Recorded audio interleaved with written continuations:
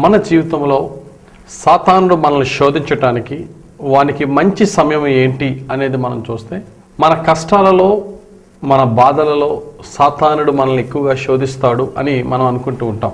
కానీ ఒక సత్యం ఏంటంటే, సాతానుడు మనుషులను శోధించటానికి సరైన సమయం ఎప్పుడు అంటే, ఒక మనిషి బాధల్లో కష్టాల్లో ఉన్నప్పుడు కాదు, కానీ ఒక మనిషి ఎప్పుడైతే సంతోషంగానో ఆనందంగా ఉంటాడో అప్పుడే సాతానుడు మనిషిని బాగా శోధించగలడు. ఒక మనిషి తన యొక్క ఎంజాయ్మెంట్లో ఉన్నప్పుడు, హ్యాపీగా ఉన్నప్పుడు, హై స్పిరిట్స్లో ఆనందంగా ఉంటున్న సమయంలో సాతానుడు ఒక మంచి ఛాన్స్ తీసుకుంటాడు. ఈ సమయంలో ఇతన్ని పడేయాలి. ఉదాహరణకి యాక్సిడెంట్స్ ఎప్పుడవుతాయి అని ఒకసారి చూస్తే, మనం స్లోగా వెళ్తున్నప్పుడు యాక్సిడెంట్స్ అవుతాయా, స్పీడ్గా వెళ్తున్నప్పుడు యాక్సిడెంట్స్ అవుతాయా అంటే మనందరికీ తెలుసు, స్పీడ్గా వెళ్తున్నప్పుడే మన బండి మన కంట్రోల్లో ఉండదు.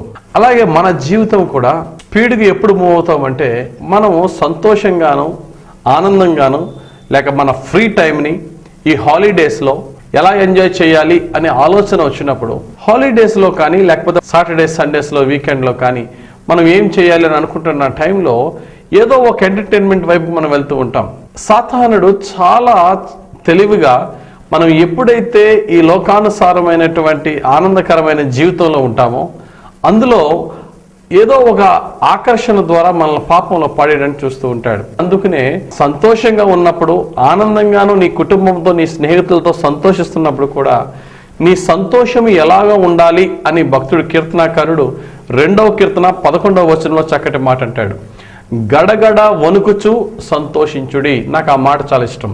సాధారణంగా మనం సంతోషంలో దైవ భయం అనేది ఎప్పుడు కూడా మనం మర్చిపోతూ ఉంటాం. ఆ మూమెంట్లో మనం ఎలా ఎంజాయ్ చేస్తున్నామా చూస్తున్నామే, కానీ ఇది ఎంతవరకు దేవునికి ప్రీతికరము, ఇది ఎంతవరకు దేవునికి సంతోషంగా ఉంటుంది, లేకపోతే నా లిమిటేషన్స్ నేను దాటిపోతున్నానా. యవనస్తులైతే సాధారణంగా ఫ్రెండ్స్తో ఎక్కడికన్నా హాలిడే వెళ్తున్నప్పుడు లేక వీకెండ్స్లో ఎక్కడికన్నా పార్టీకి వెళ్తున్నప్పుడు, అందరితో కలిసిపోయినప్పుడు ఒక విశ్వాసిగా నీ జీవితంలో నా జీవితంలో దేవుని యొక్క భయభక్తులు కలిగిన బిడ్డగా మనం బ్రతికినా, ఒక్కసారి ఫ్రెండ్స్తో పాటు అలా బయటికి వెళ్ళి అందరినీ కలిసి అందరితో పాటు ఎంజాయ్ చేస్తున్న టైంలో మన యొక్క హద్దులు మనం మీరుతూ ఉంటాం. సాతానుడు ఆ టైం కొరకు చూస్తూ ఉంటాడు.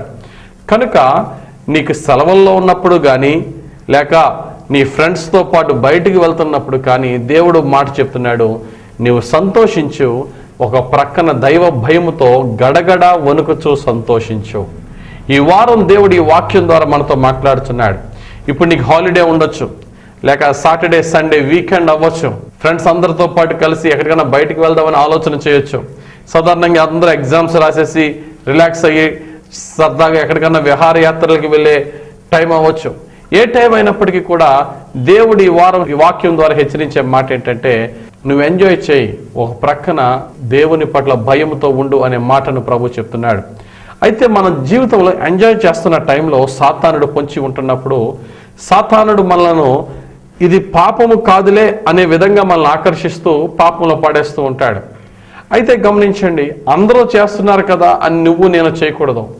వారు నీ తట్టు తిరగాలి కానీ నీవు వారి తట్టు తిరగకూడదని దేవుని వాక్యం ద్వారా మనతో ప్రభు చెప్తున్నాడు. అయితే పౌలు భక్తుడు ఒక మాట అంటాడు, కొరింథీయులకు రాసిన 1వ పత్రిక 6వ అధ్యాయం 12వ వచనం, అన్నిటి యందు నాకు స్వాతంత్రము కలదు గాని అన్నియు చేయదగినవి కావు. అన్నిటి యందు నాకు స్వతంత్రము కలదు గాని నేను దేని చేతను లోపరుచు కొనబడునొల్లను. ఇక్కడ భక్తుడైన పౌలు గారు చెప్తున్నారు, ఏమైనా నేను చేసే స్వతంత్రం ఉంది కానీ అన్నీ కూడా చేయదగినవి కావు. నా సహోదరి సహోదరుడా, ఈరోజు నీ జీవితంలో నా జీవితంలో ఈ లోక సంబంధమైనవి మనకి చాలా కనబడుతున్నాయి. మరి ముఖ్యంగా మనం ఖాళీగా ఉన్నప్పుడు, హాలిడేలో ఉన్నప్పుడు, వీకెండ్లో ఉన్నప్పుడు చాలా ఆకర్షణలు మనకు కనబడతాయి. ఈ లోకానుసారంగా జీవిస్తున్న వారి జీవితాలు మనం కూడా అలా ఉండాలి అనే తలంపులను నడిపిస్తాయి. కానీ ఎప్పటికప్పుడు మనం మేల్కొందాం, నా జీవితాన్ని మరీ లోకానుసారంగా వెళ్తున్నానేమో, నా బౌండరీస్ దాటేస్తున్నానేమో, నా ఆత్మీయ జీవితం కన్నా ఇహలోక సంబంధమైన వాటి మీద నాకు ప్రేమ ఎక్కువైపోతుందేమో అని మనం చెక్ చేసుకుందాం. మన యొక్క ఫ్రీ టైంలో దేవునికి ప్రీతికరంగా ఉందాం. మన రహస్య జీవితంలో మన పరిశుద్ధతను కాపాడుకుందాం. మన శరీరాన్ని అణిచి దేవునికి చిత్త ప్రకారంగా ముందుకెళ్దాం. నువ్వు బిజీగా ఉన్నా, నువ్వు ఫ్రీగా ఉన్నా, నా దేవుని చిత్తమును నేను ఎరిగిన వాడినై, నేను చేసే ప్రతి క్రియకి, నేను చూసే ప్రతి చూపుకి నా దేవునికి నేను లెక్కప్పు చెప్పుకోవాలనే భయంతో మనం ముందుకు వెళ్దాం. ప్రియులరా, ఈ విధంగా జీవిస్తే యేసు ప్రభు నీకు నాకు చేసిన వాగ్దాన ప్రకారంగా ఆయన నిత్యమైన పరలోకానికి వారసులం అవుతాం. ఈ భూమి మీద మనం బ్రతికినున్నంత కాలము మనం చేసే ప్రతి సాక్రిఫైస్కి దేవుడు పరలోకములో మాత్రమే కాదు, ఈ భూమి మీద ప్రతి పాపం మీద దేవుడు మనకి జయమిస్తాడు. ఈ జయ జీవితాన్ని ముందుకు కొనసాగిద్దాం. మనం పరిశుద్ధంగా జయ జీవితంలోనికి ముందుకు వెళ్తే బాధపడేవాడు, అసూయ చెందేవాడు సాతానుడు. వాడు ఎలా పడేద్దామా మరలా మన పాపాలని ఛాన్స్ తీసుకుంటాడు. మనం హ్యాపీగా ఉన్నప్పుడు, ఖాళీగా ఉన్నప్పుడు ఛాన్స్ తీసుకుంటాడు. కాబట్టి గమనించు, మన జీవితంలో నేను అనుకుంటాను 5 అట్లకే చోటు ఉండాలి. 1 ప్రార్థనకి, 2 కుటుంబానికి, 3 మన పనికి, 4 పరిచర్యకు, 5 నిద్రపోవడానికి. దీనికి తప్ప ఇంకొక దానికి సమయం ఇచ్చామంటే మన ఒంటరితనంలో సాతానుడు, మనం ఖాళీ సమయంలో సాతాను మనం మృంగడానికి చూస్తాడు. కనుక మెలకువగా ఉండి ప్రార్థనలో బలపడదాం.